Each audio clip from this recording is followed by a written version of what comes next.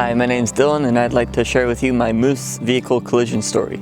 So it happened right around the outskirts of Palmer there, around the solstice, about midnight or so. So it was a bit dark and I was rounding the corner there, and just out of the corner of my eye I saw the moose, and next thing I knew he was on my windshield.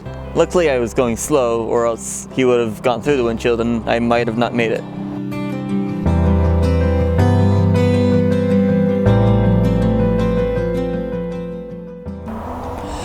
Although I was lucky enough to make it out alive, the moose, however, did not. So let that be a reminder to go slow and give your hazards a flash to avoid a crash.